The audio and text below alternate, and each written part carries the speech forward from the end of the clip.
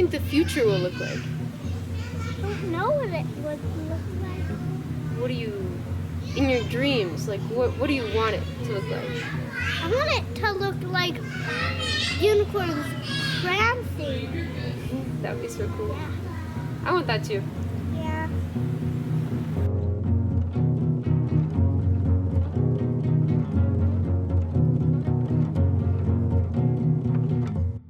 Unicorns have magic horns that if they drink moonlight, their horns glow in the dark. Whoa, I didn't know that. Yeah. The unicorn place is actually called Marshmallow Land. It has unicorns hanging from the tree Whoa. on their tails. Whoa. That's crazy. I think it's super funny. Are there flowers there? Marshmallow flowers. Marshmallow flowers. And you can eat the marshmallow petals. Cool. What kind of flowers do you like here in this world? Roses.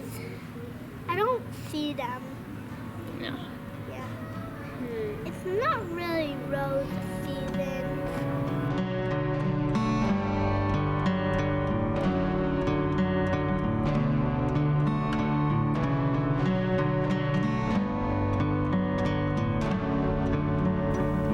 To say climate change is coming is a privilege, because for a lot of people it's already here.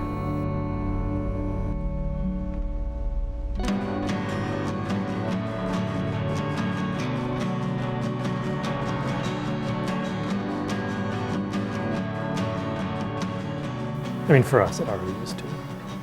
Just from like the smoke we inhale every summer, like we're already impacted by it physically.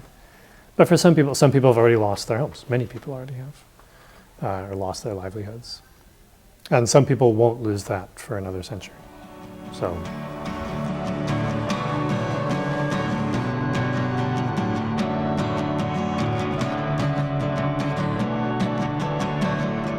There's the basic stuff, like for instance, fall in 50 years will be a little bit wetter.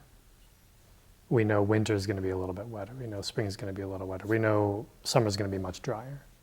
We know on average the whole temperature will be a couple degrees higher, or at least a degree higher than it is now. It's all of like the knock-on effects of that are hard to predict. Like we know they're going to get worse, but they're hard to predict. So if you think about the spring getting wetter and warmer, that means less snow, more rain, less snowpack, and all of it's going to flood off really quickly. So we're going to lose more soils probably to runoff, and we're going to have more flooding events.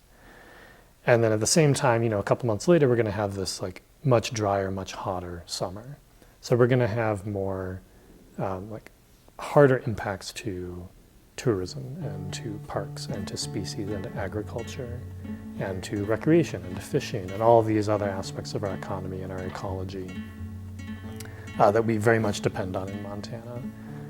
But add it all together with all these ecological effects and like the effects on food security, like water security, health, diseases, all these things. You add all these knock-on effects, like societal effects, and it's really hard to predict. On the surface, ag will be really hard hit by the changes to precipitation and temperature, especially the timing of precipitation and temperature. Like ag can adapt to ranges, like it always has. Montana has hot years and cold years, and farmers have adapted to that. But it's the changing in the timing of precipitation and temperature that's really going to mess with farmers and ranchers' ability to project over the course of a year and a plan. So I really worry for farmers and ranchers, which of course affects all of us because we eat that food. So prices go up, poverty rates become a bigger issue, wealth disparity becomes a bigger issue because either farmers can't make it or they have to raise their prices so much that the rest of us can't make it. So it's a huge, huge challenge. But agriculture is also one of the biggest areas for adaptation to have a really positive impact. We can farm and ranch in a way that's good for the soil, that is both good for the climate and good for the people who depend on that soil. So Like there's great potential there to adapt in advance of climate changes so that everybody wins.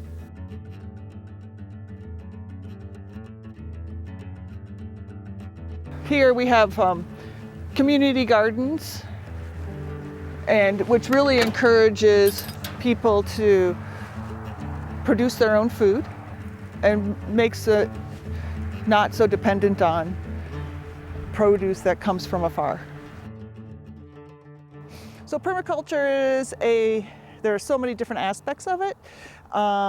It's really just using what you have to complement the environment, and so like using the old logs, or you can do lasagna gardening, which is a form of permaculture where you just layer different, like your browns, so your leaves and your grasses, and then some compost, and then some greens, and you keep on layering. So it's just a natural, really composting, and it's really beneficial for our environment, it's beneficial for the plants, it's beneficial for all the little critters.